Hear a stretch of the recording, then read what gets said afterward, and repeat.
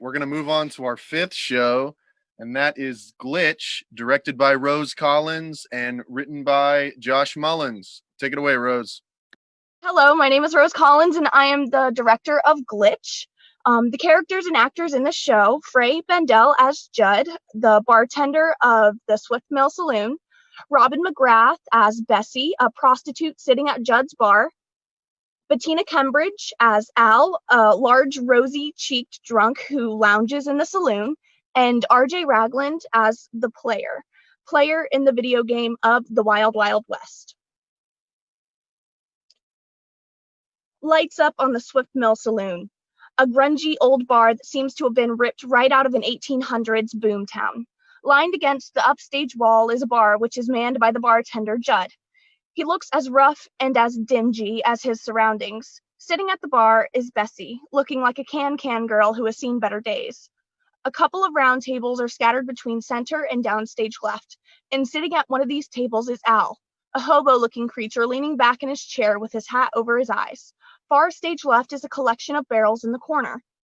Far stage right are the swinging saloon doors and a giant storefront window, through which you can see the world of the Wild Wild West. As lights come up, a spotlight is held on Judd. The rest of the set is dimly lit.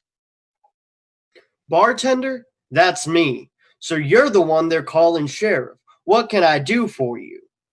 The only thing we sell here is liquor, so I reckon if that's too strong for you, there's a creek out back. Information, the only way you're getting anything out of me is for a price.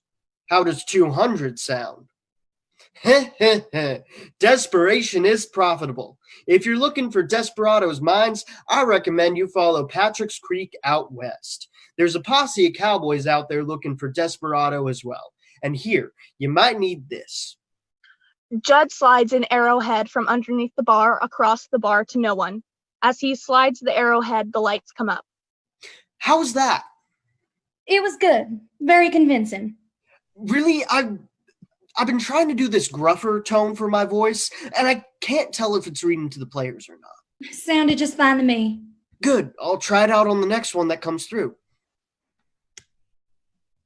It might just be me, but do you ever...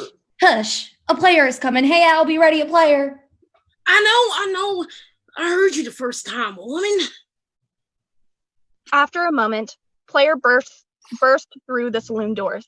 It is decked out in cowboy attire, vest, chaps, boots, the whole 9 yards. Instead of having a head, however, a giant boxy circa early 2000s television set rests on its shoulders. Displayed on the television screen is a young male equipped with a headset and holding a game controller, aka the person controlling the player. Atop the player's television head is a 10-gallon cowboy hat. As the player enters, it begins to make its way towards Al. What are you looking at, pretty boy?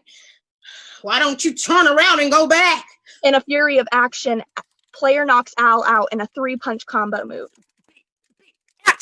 Up, down! Ugh. Al disappears behind the table. Player bends over Al and collects a large red bottle of red liquid. It then moves over towards the barrels and starts kicking them open. Beat. Inside these barrels are large caricature-like stacks of money. Player collects them. It then moves over to Bessie. Hey, talk. You liking what you're seeing? Hey, talk. Why don't you move along, partner? Hey. You liking what you're seeing? Why don't you move up? You liking what you're seeing? Why don't you move along? You liking what you're seeing? Why don't you move along? You liking what you're seeing? Player slings a fist at Bessie. Axe! It clips around her, leaving her unaffected. Damn it! Player makes its way over to Judd. Hey, talk. Are you the bartender? That's me. So you're the one they're calling sheriff. What can I do for you? Hey, I will have a beer. The only thing we sell here is liquor. So I reckon if that's too strong for you, there's a creek out back. Hey, I'm looking for information on Desperado. Information? The only way you're getting anything out of me is for a price. Hey, how much? How does 200 sound? Hey, deal. Desperation is profitable. If you're looking for Desperado's minds, I recommend you follow Patrick's Creek out west. There's a posse of cowboys out there looking for Desperado as well. And here, you might need this. Come on, we get it. You have the arrowhead. Let's go. Judd slides player an arrowhead. Player holds it above its head in a "you just found an item." Player then pockets the arrowhead, then exits the saloon. He was rough. Son of a bitch, making me repeat myself over and over, then trying to punch me. I can't help that I'm only programmed with 2 phrases. You okay, Al? Yeah. It's the 1, 2, 3 punch. Nothing too bad. The trio begins straightening up the saloon, replicating the layout seen at the top of the show. Al straightens his chair and settles himself while Bessie and Judd clean up the busted barrels and replace them with new ones stored behind the bar. Do you ever wonder? Do I ever wonder what? Do you ever wonder what the mines are like? Desperado's minds? Yeah. No, not really. Oh, I mean, me neither. It's just, I've been stuck here talking about the mines for as long as I can remember, and yet I have no idea what they're like. I have no image of them in my mind. So? I don't know. It's just been on my mind. I'll never know what the world is like outside of these walls. I don't think it's as glorious as you think it is. Do you know what's out there? Not really. I know just about as much as you do. But you have that side quest where players take you upstairs. Haven't you seen anything? Nothing special. They take me up to a dirty hotel room with stained brown wallpaper, ask me about my past with Desperado, and then they leave. The only real difference is that they usually have shinier guns or nicer clothes than they did earlier in the game. As far as the world out there, I'm just as clueless as you are. But aren't you curious? Aren't you curious what it would be like to be the hero? Why should I be? I'm not programmed that way. I'm programmed to stay in this saloon forever, and there's nothing I can do about it. Don't you at least wonder what? What good does it do to me to wonder? Yeah, but It what doesn't if? make a difference. Yeah, but what if? Shut up. The players are coming. Player, now dressed as in a different cowboy costume as a different screen player, dashes into the bar, shoots Al, roundhouse kicks the barrels, collects the money, and grabs Al's red bottle on the way out. Hey, R1, dash, B, R2, B, X, dash.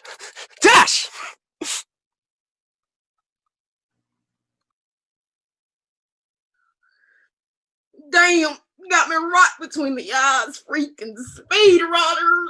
See, that was badass. Isn't there a little part of you that wishes you could do that? Well, To just bust into someone's business, destroy their property, then be labeled an outlawed hero at the end of the day. it doesn't matter whether or not I want something like that.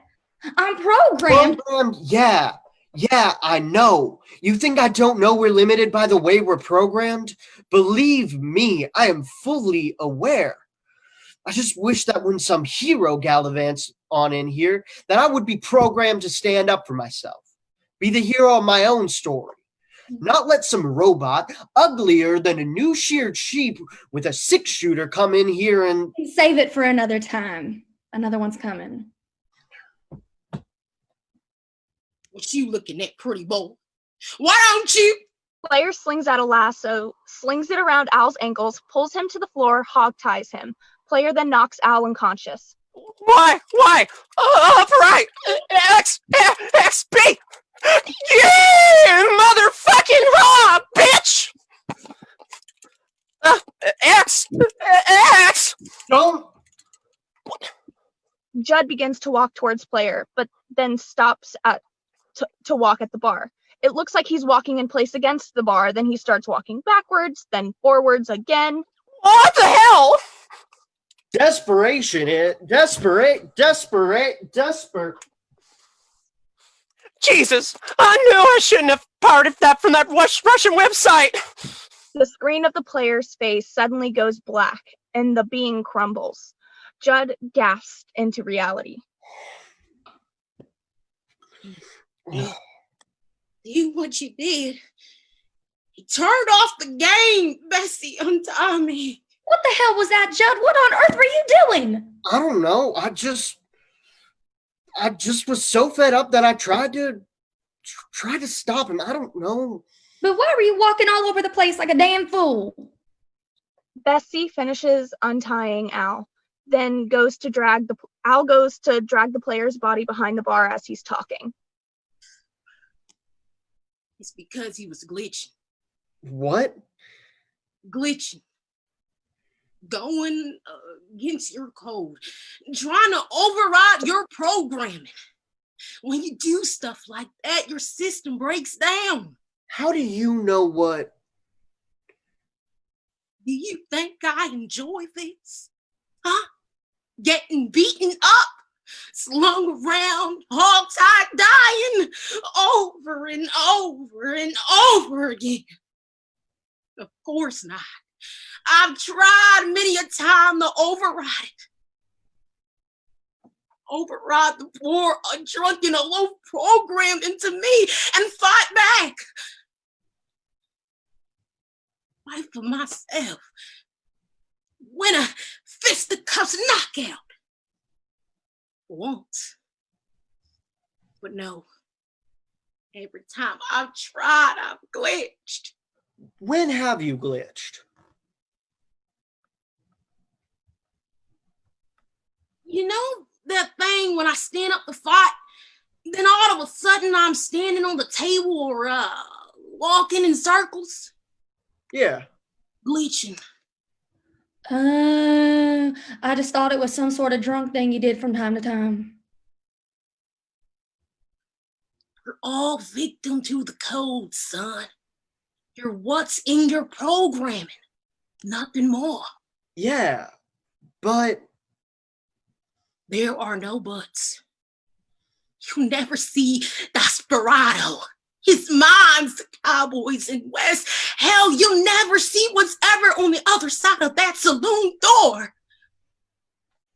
Fight it. Shake your fist at it.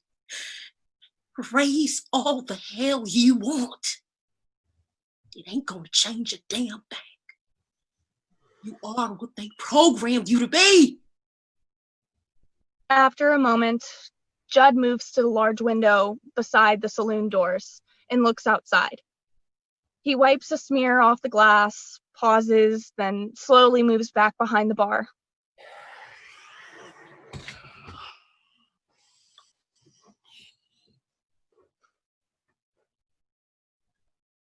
Watch out. Here comes another one. After a moment, another goofy-looking player enters and approaches the bar. Hey, talk. Are you the bartender? that's me. So you're the one they're calling sheriff. What can I do for you?